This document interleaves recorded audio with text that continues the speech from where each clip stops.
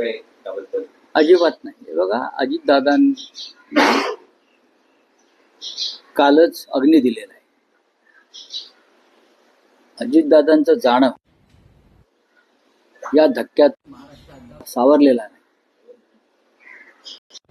तरी जर कोणी त्यांच्या नावानं राजकारण करत असेल तर ते सर्वस्वी चुकीचं आहे.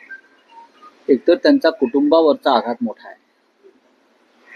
त्यांचे जे तळागाळाचे कार्यकर्ते ते सोडून द्या, ते मंत्री वगैरे ते त्यासाठी झालेले असतात, बरं का. तळागाळाचा कार्यकर्ता तो आहे, सामान्य माणूस आहे, ज्यांचा अजितदादांशी अनेक कारणाने संबंध आला. त्यांना बसलेला धक्का हा महत्वाचा आहे. अशा वेळेला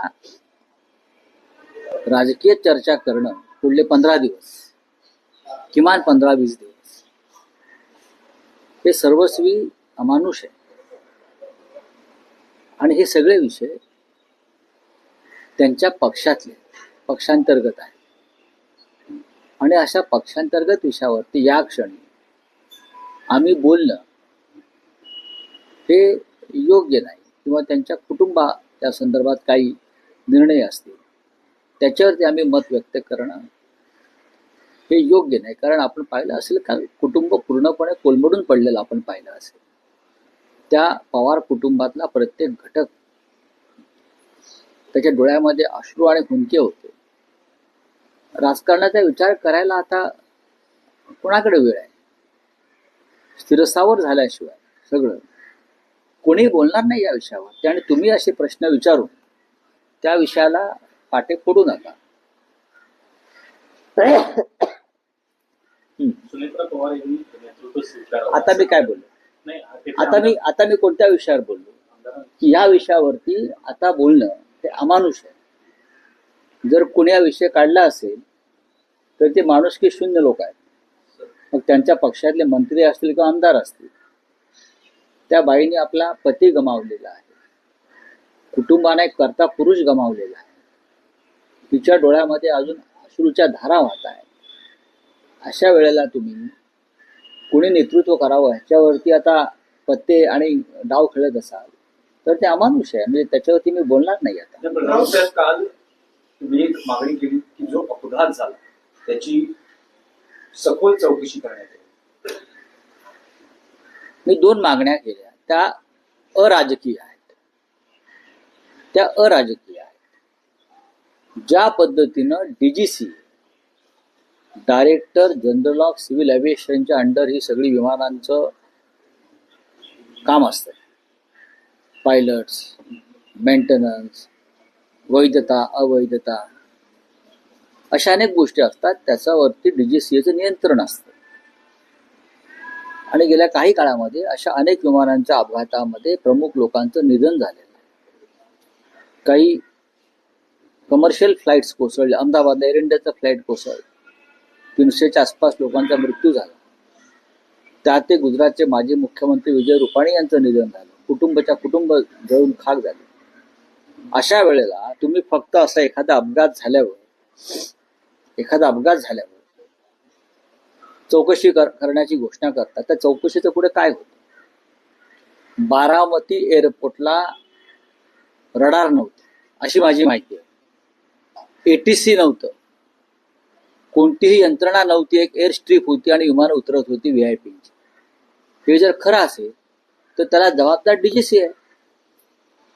ATCची यंत्रणा नाही, रडारची यंत्रणा नाही, खाली बारामतीच्या विमानतळावर पुरेसा स्टाफ नाही, आणि त्या विमानतळावरती अनेक महत्वाचे लोक उतरत आहेत, अगदी गौतम अडाणी पासून ते अजितदादा पवार आणि शरद पवार साहेबांपर्यंत.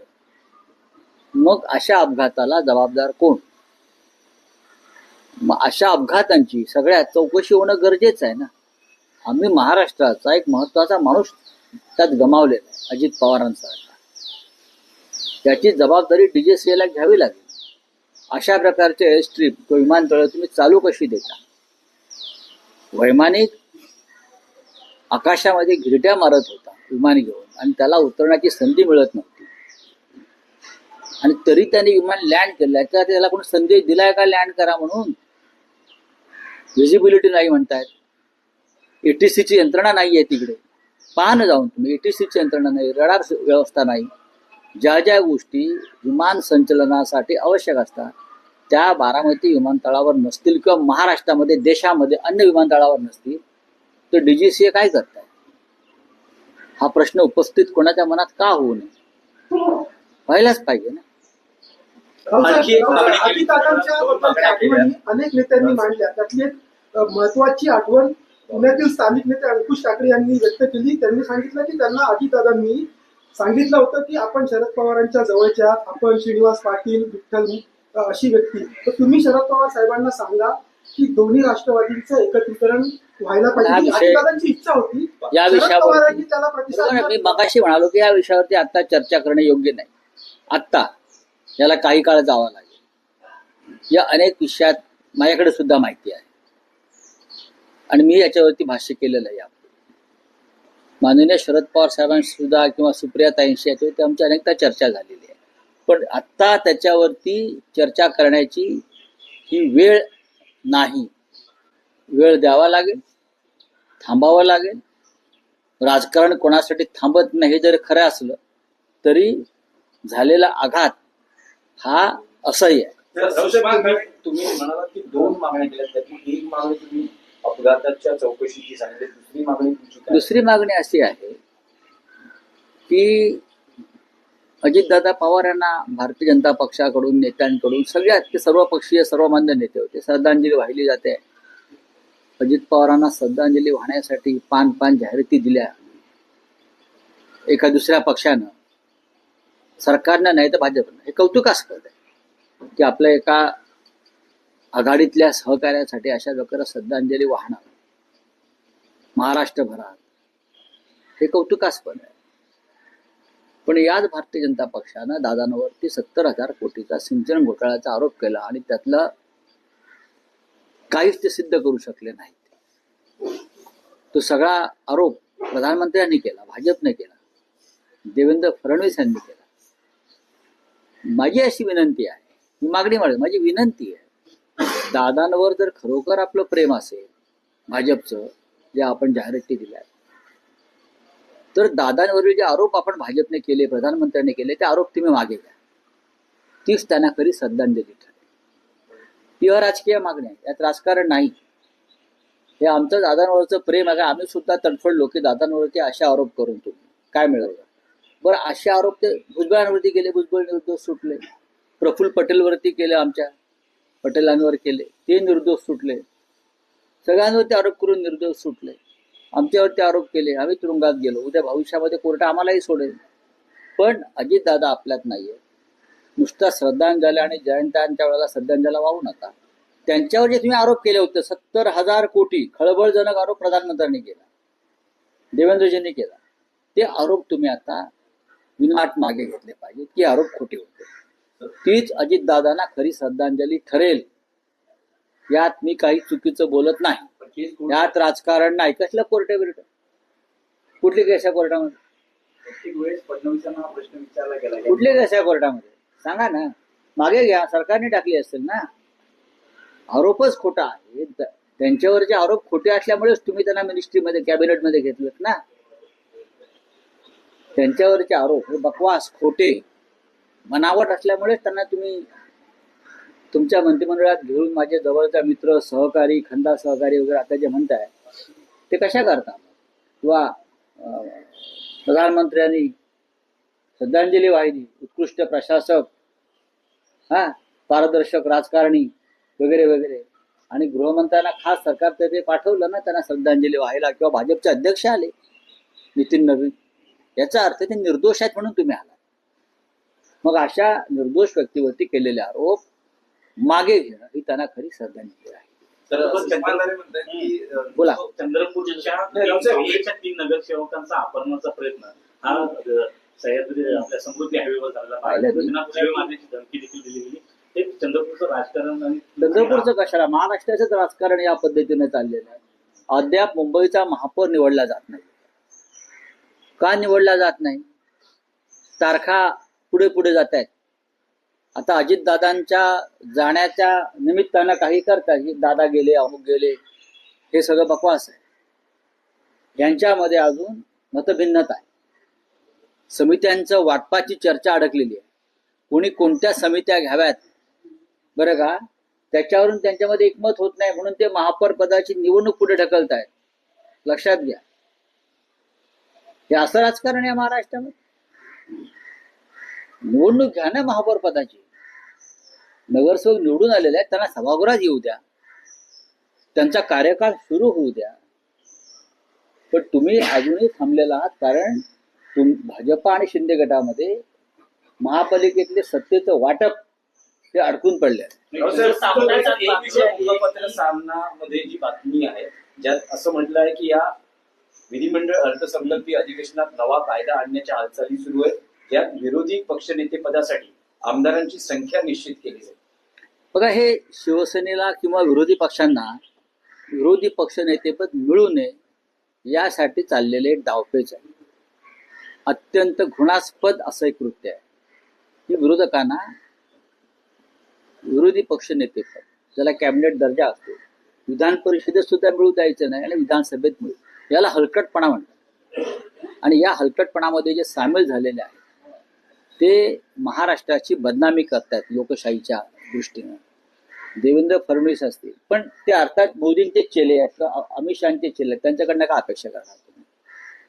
ज्या प्रजासत्ताक दिनाच्या सोहळ्यामध्ये ज्या सरकारनं विरोधी पक्षनेते राहुल गांधी आणि मल्लिकार्जुन खरगे यांना मागच्या रांगेत नेऊन बसवलं, त्यांच्याकडून तुम्ही विरोधी पक्षाचा सन्मान राहील ही काय अपेक्षा करताय? महाराष्ट्रात पण तेच होत आहे. चला सर्वेक्षण क्या हिंदी में क्या आपला पक्ष कोणासोबत असणार? कारण काँग्रेसही दावा करताय की आम्ही ठाकरेंच्या शिवसेनेसोबत संपर्क साधतोय. जोरगेवार असं म्हणतायत की ठाकरेंच्या शिवसेनेचे नगरसेवक चंद्रपूरमध्ये आमच्यासोबत राहतील आणि आम्ही सत्ता स्थापन. बघा, जोरगेवार काय म्हणतात मला माहित नाही. जोरगेवारी आता भाजपचे हस्तक म्हणून काम करतायत, बरोबर आहे.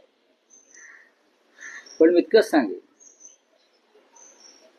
विजय वडेट्टीवार आणि शिवसेनेमध्ये सकारात्मक चर्चा झालेली आहे, एवढंच मी सांगू शकतो. भारतीय जनता पक्षाबरोबर जाण्यासंदर्भात जर भारतीय जनता पक्ष म्हणत असेल तसं, तर ते हवेत तीर मारतात. या क्षणी भारतीय जनता पक्षाबरोबर आमची कोणतीही चर्चा अद्याप झालेली नाही. हां, काँग्रेस बरोबर झालेली. विजय वडेट्टीवार यांच्याशी शिवसेना पक्षप्रमुख उद्धव ठाकरे यांच्याबरोबर चर्चा झाली. स्वतः विजयराव हे मातोश्रीवरती आले होते, तिथे चर्चा झाली. त्यांचा आणि आमचा संवाद सुरू आहे आणि निर्णय होईल एक दोन दिवस. राष्ट्रीय स्तरावरचा विषय आहे की भाजपने एक मुद्दा उपस्थित केला आहे की विरोधी पक्षनेते राहुल गांधी हे अनेक शासकीय कार्यक्रमांना उपस्थित राहत नाही. त्यांनी अनेक उदाहरणं दिली आहेत. गेल्या वेळेसचा स्वातंत्र्य दिनाचा कार्यक्रम असेल, काल कर्तव्य पथावर झालेली परेड असेल, चीफ जस्टिसची नियुक्ती असेल, त्यावेळेस प्रोटोकॉल प्रमाणे चीफ जस्टिसची नियुक्ती, अशा अनेक शासकीय प्रोटोकॉल प्रमाणे त्यांनी आवश्यक. प्रजासत्ताक दिनाच्या सोहळ्यात राहुल गांधी उपस्थित होते, तुम्ही त्यांचा काय मान सन्मान ठेवला? भारतीय जनता पक्षानं उगा तांडव करू नये. स्वातंत्र्य दिनाच्या प्रजासत्ताक दिनाच्या सोहळ्यात मल्लिकार्जुन खरगे आणि राहुल गांधी हे दोन विरोधी पक्षनेते उपस्थित होते. तुम्ही त्यांना ऐरे गैरे पहिल्या रांगेत बसले. मंत्री आणि मंत्र्यांचं कुटुंब असेल, अमुक असेल, आणि गांधी कुटुंबाचा प्रमुख माणूस, ज्या गांधी कुटुंबाने देशासाठी महान त्याग आणि बलिदान केलेलं आहे, राहुल गांधी विरोधी पक्षनेते आहेत लोकसभेचे. तुम्ही त्यांना मागच्या रांगेत बसवता आणि काय तुम्ही प्रोटोकॉलच्या गोष्टी करता? तुम्ही